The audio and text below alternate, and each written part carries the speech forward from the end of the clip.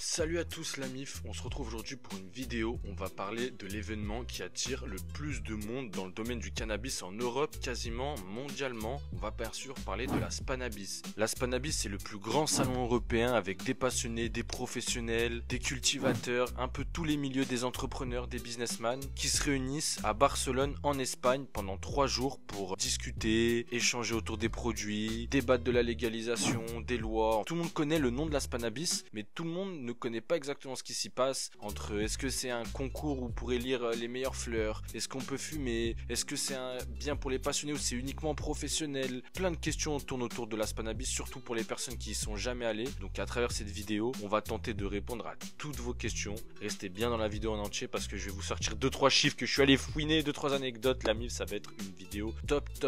Let's go. Avant de commencer cette vidéo, du coup comme d'habitude, on se fait un petit peu co, mais c'est pas tout. En parlant de la Spannabis, je vais vous parler du Big Club. Le Big Club, c'est mon club spécial 420 que j'ai monté avec des avantages dans le monde entier, un accès à la communauté 420 la plus fidèle et la plus engagée du 420 possible. À travers le Big Club, vous pouvez bénéficier du coup des entrées, des adhésions et des réductions dans certains social clubs à Barcelone. Si vous venez pour la Spannabis, vous pouvez économiser jusqu'à 60 € juste d'adhésion dans les clubs. Donc ça peut être vraiment intéressant pour vous et le lien il est dans la description. Donc voilà, on vous fait plein de détails, on vous explique. Si vous avez plus de questions, n'hésitez pas dans les commentaires, on vous répondra bien évidemment. Petit Puffco. Et le Big Club, je précise aussi également, c'est la manière de nous soutenir pour tous nos contenus, la création de nos contenus, parce que comme vous savez, par YouTube, par tout ça, on n'a pas de rémunération. Donc voilà, c'est une manière aussi de nous soutenir. Mais vous pouvez trouver votre compte dedans, il y a plein d'avantages, même dans des boutiques de CBD en France. C'est de la Picasso Moon. C'est une fin de jarre. Il fait le focus mais on voit pas. Voilà. Ouais, bref, on voit pas trop mais c'est de la Picasso Moon. On va commencer directement par l'histoire de la Spannabis. Comment elle a été créée. C'est vrai que c'est une histoire assez floue. On n'a pas énormément d'informations. Ce qu'on sait c'est que la Spannabis elle a été créée dans les années 2000. Donc en 2002, la première année si je dis pas de bêtises. Elle a vu le jour. C'était pas au même endroit que maintenant. Aujourd'hui le nom je sais plus. Attendez je vais vous dire. Le nom aujourd'hui c'est Fira de Cornellà. Mais de base la première édition uniquement il me semble ou les deux premières éditions c'était à un autre endroit dans Barcelone, un peu plus dans le centre de Barcelone, donc ouais, ça devait être un sacré bordel. Donc en gros c'est deux entrepreneurs, deux businessmen qui dans leur vision, parce que la loi en Espagne est plus permissive on va dire, se disent pourquoi pas organiser notre propre salon de cannabis en Espagne. Ça faisait aussi suite au fait que à cette époque là, la Cannabis Cup qui se déroulait à Amsterdam, qui était l'événement le plus connu européen du cannabis à cette époque, ils avaient quelques problèmes, ils se sont dit on va prendre la relève de ça un peu. Et c'est d'ailleurs ce qui s'est passé maintenant à l'heure d'aujourd'hui, on parle beaucoup plus de la Spannabis que de la Cannabis Cup de Amsterdam. Donc c'est ainsi, on est en 2002, ils font la première Spannabis, ça attire très rapidement du monde, il y a très rapidement succès parce que tout simplement c'est le premier événement vraiment de grosse envergure en Europe dans le cannabis, parce que même la Cannabis Cup finalement c'était compliqué d'y avoir accès pour les gens entre guillemets normaux, c'était je crois sur invitation, il y avait peut-être des places mais c'était cher. Là c'est vraiment un gros événement, une grosse feria et en vrai ça marche très vite. Donc ils déménagent au bout de 3 ans seulement dans la nouvelle place qui se déroule encore actuellement, qui s'appelle, désolé pour la prononciation, Fira de Cornellà. Aujourd'hui la Spannabis elle continue de grossir, même s'il y a un peu moins de visiteurs dû au fait que la loi elle est de plus en plus dure finalement en fait avec les consommateurs de cannabis en Espagne. Donc il y a un peu moins de visiteurs. L'année dernière on était aux 30 000 visiteurs, mais par contre la feria en elle-même, l'event ne cesse de s'agrandir. Aujourd'hui l'event il fait 18 000 mètres carrés de stands, de concerts, de tout plein de choses, de parcs. Elle grandit encore en termes de taille, d'importance, mais en termes de visiteurs, c'est vrai que il y en a eu moins ces dernières années, même si pour y être allé l'année dernière, c'était impressionnant le monde qu'il y avait. Et en vrai, je vous dis ça, mais il y a 2 ans, j'y étais, et le samedi, il y avait trop de monde, ils ont arrêté de vendre des places. Donc voilà, je pense que c'est aussi une volonté de contrôler un peu plus. 2014, 35 000 visiteurs, 2017, 30 000 visiteurs. Donc c'est quand même 5 000 visiteurs de moins, et aujourd'hui, ça aussi entre 30 000 visiteurs. L'année dernière, on avait environ 25 à 30 000 visiteurs, plus de 50 nationalités différentes, 500 entreprises et 5000 professionnels accrédités. C'est énorme. Aujourd'hui, je sais pas si c'est vraiment le plus grand, parce qu'à Berlin, je crois,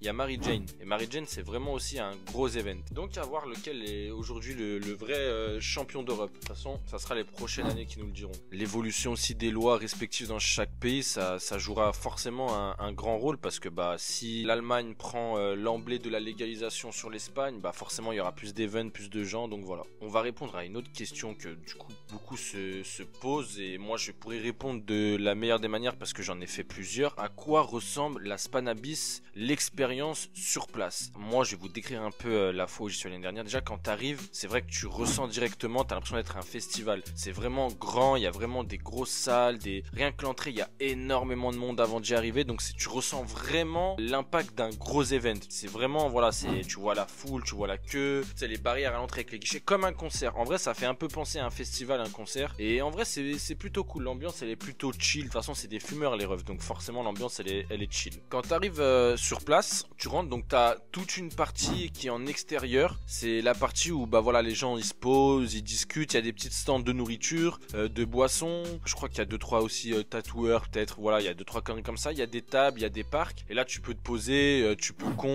voilà, faut faire tranquille, mais tu peux tu peux te poser. Il y a tous les gens qui discutent, les gens qui font goûter leurs produits. Il y a des mascottes aussi de certaines marques qui passent, qui distribuent des paquets de feuilles. Voilà, donc dehors, c'est vraiment l'ambiance chill, l'ambiance parc. Maintenant, quand tu rentres, t'as deux grosses salles. Dans les deux salles, en fait, tu vas voir les professionnels qui exposent tout simplement des feuilles à rouler, des machines pour gros, des machines pour trimer le hache, enfin tout ce qui concerne de près ou de loin le cannabis, même des huiles, les entreprises de CBD. Voilà, t'as une tonne d'exposants avec des activités, tu peux essayer un peu tout, c'est vachement ludique en vrai. Pour le coup, on a fait le tour avec les potos et ça prend un petit moment de faire le tour. Comptez bien 2-3 heures, je pense, si vous êtes un peu curieux, pour regarder un peu tout, machin. Il y a beaucoup de marques qu'on connaît, il y a beaucoup aussi de gens connus. Il y a le mec d'Euro qui vient toutes les années, tous les Terps Army, Magic King, enfin il y a toutes les grosses stars. Il y a Snoop Dogg qui est déjà venu à la Spanabis. Voilà, il y a vraiment des grosses personnes qui viennent à la Spana et c'est le moment de rencontrer un peu tout le monde, tu vois, donc c'est vraiment cool. Tu peux rencontrer Arjan aussi, les mecs de Greenhouse, enfin voilà, il y a vraiment un peu tout le monde. J'ai pas tous les noms en tête, mais il y a énormément de monde qui se rend à la Spanabis chaque année, de tous les endroits, donc c'est le moment où tu peux rencontrer tout le monde, tous les professionnels du milieu. T'as aussi une scène à l'extérieur où ils passent des concerts de reggae, de rap un peu, et si je dis pas de bêtises, c'est tout, hein. À l'intérieur, les frérots de la Spana, il n'y a pas de vente de cannabis. C'est le truc qu'il faut vraiment dire, il n'y a pas de stand de vente de cannabis. Il y a 2-3 mecs qui vous donnent des échanges, voilà, bon, ils n'ont pas le droit de vendre du cannabis sur lieu, vous pouvez avoir votre cannabis sur vous consommez, voilà, ça posera pas de problème, mais sachez que vous ne pouvez pas acheter sur place. Également, qu'est-ce qu'on trouve dans les différentes zones? On trouve un stand de conférence, donc voilà, il y a beaucoup de scientifiques qui viennent,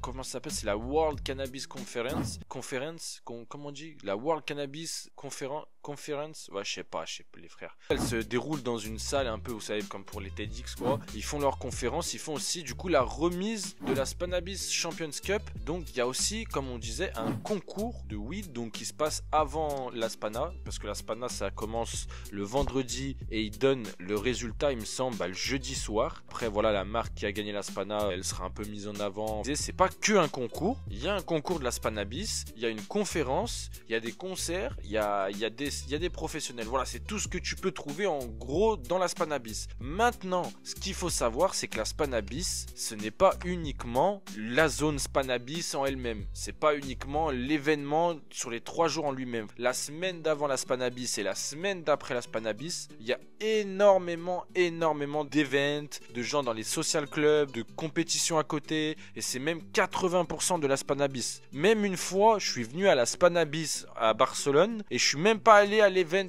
sur le festival de la Spanabis. Nous, avec le Big Club, on va faire énormément de réunions, on va faire du karting, on va faire gagner des lots à des gens, on va faire gagner plein de choses. Donc voilà, n'hésitez pas également à rejoindre le Big Club si vous venez à la Spana, parce que vraiment, vous aurez plein d'avantages. Des invitations dans des shops, voilà, plein de trucs. Donc franchement, voilà, si vous venez à la Spanabis, dites-vous bien que vous venez pas uniquement pour l'event, pour le festival, parce qu'il y a plein de choses qui se passent à côté de la Spanabis, dans les sociales et tout, qui sont encore mieux limite que l'event en lui-même, tu vois. C'est là où tu pourras justement aller tester les fleurs qui ont gagné, tu pourras aller rencontrer des growers, voilà, c'est là. Et puis tu peux plus parler avec les gens quand tu es dans les clubs, que vraiment l'event c'est vraiment étouffant, il y a beaucoup de monde, beaucoup de bruit. Après, faut aussi admettre que pendant la Spana, les sociales ils sont débordés, il y a la police qui multiplie les contrôles vu qu'ils savent qu'il y a la Spanabis. Il y a aussi des désavantages à y aller pendant la Spana, mais sachez que une semaine avant, une semaine après, il y a encore énormément d'événements. Pensez à suivre les social Club sur Instagram. Pensez à regarder les stories, ils mettent en avant énormément de choses qu'ils font dans leur club. Voilà.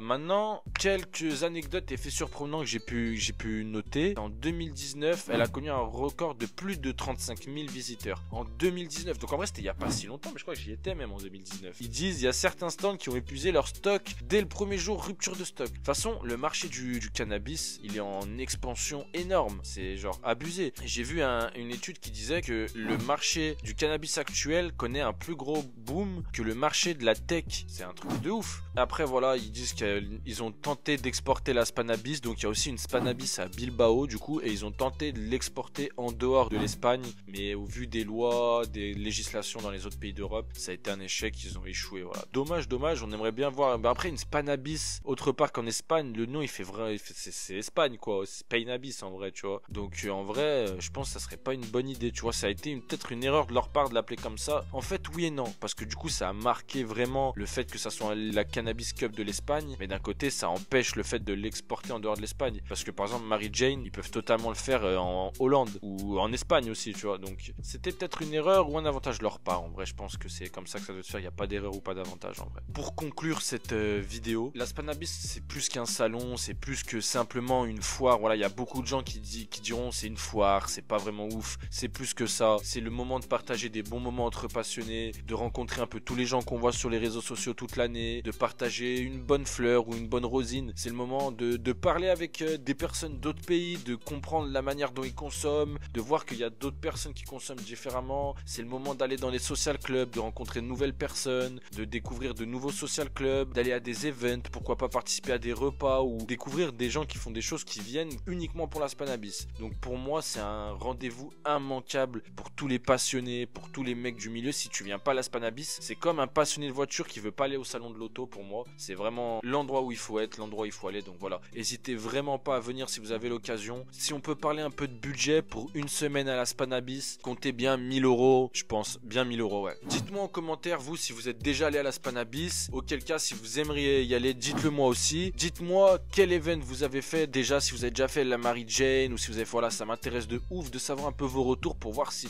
c'est intéressant de faire des vidéos dessus. N'hésitez pas, pour nous donner la force ou pour avoir des avantages pour la Spannabis, le Big Club, le lien il sera dans la description. Et puis voilà, hein, c'est en train de péter, continuez à nous donner la ce fort les big, oui, bow.